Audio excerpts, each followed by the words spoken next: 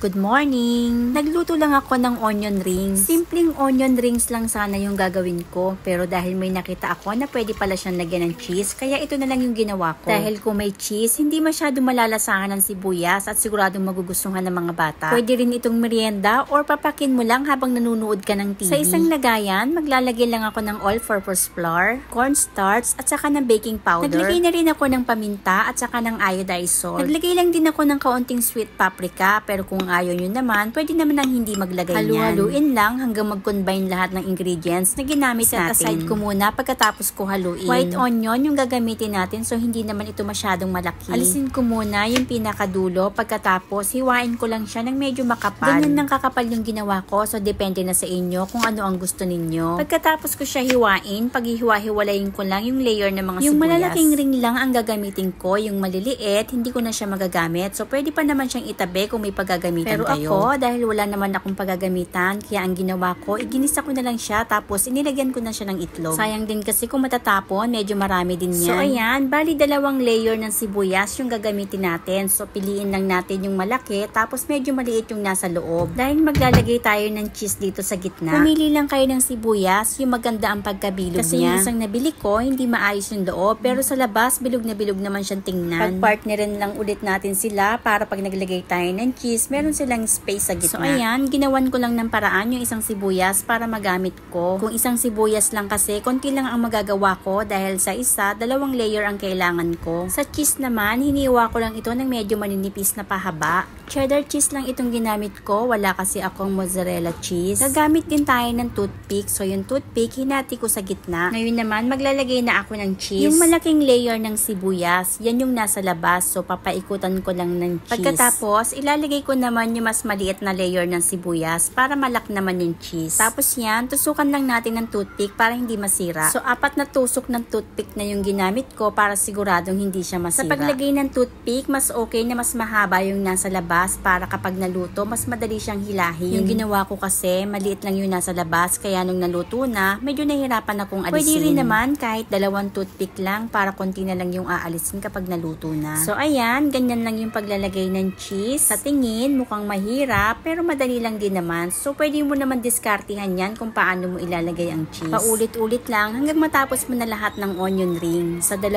sibuyas, nakagawa ako ng 11 onion rings. Ngayon naman, i-dreads natin ito sa dry ingredients. Ina-absorb kasi nito yung moisture. So ayan, isa-isa hanggang sa matapos na nating lahat. Ngayon naman, yung butter naman ang gagawin ko. Yung natira nating dry ingredients, lalagyan ko lang siya ng itlog. At saka ng cold water. Yung galing sa rep or yung may yelo. Sa paglalagay ng tubig, unti-unti lang muna para matansya mo kung gaano karami lang yung kailangan mo. Haluin lang natin ng haluin hanggang makuha na natin yung tamang consistency nito. Kung gusto mo naman, milk ang gamitin mo, evaporated milk. Pwede rin naman ng fresh milk. Kapag ganito na, okay na ito, hindi masyadong malapot, hindi rin masyadong malabnaw. Gagamit din tayo dito ng breadcrumbs. Ngayon naman ay kukunin na natin ang ating ginawang onion rings at ilalagay natin ito sa ginawa nating butter. Balibaligtarin lang natin para makoat ng butter ang onion rings. At pagkatapos natin ito makoat, ilalagay naman ngayon natin ito sa breadcrumbs. Lagyan lang natin ito ng breadcrumbs hanggang makoat na lahat ng part ng onion rings. Paulit-ulit lang ulit hanggang matapos lahat ng onion rings natin. At pag natapos na natin lahat, ngayon naman nagpapainit na ako ng mantika para sa pagpiprito. Sa mantika, medyo marami ang kakailanganin natin dito. Kapag mainit na ang mantika, isa-isa lang natin ilagay yung ating ginawang onion rings. Lutuin lang natin ito sa medium heat lang para hindi mabilis masunog yung ating breadcrumbs. Kapag medyo light brown na yung nasa ilalim, baligtarin ko muna para yung kabilang part naman yung maluto. Pinaliktad-baliktad ko lang ito hanggang maging golden brown siya at pagkatapos hinango ko na rin ito. Palamigin lang natin ito at wag nating kalimutan na alisin ang toothpick. Nag-prepare lang ako ng mayo at saka ng ketchup para sa kanyang dipping sauce. Dahil luto na yan, maghain na tayo. Thank you for watching. Please don't forget to subscribe.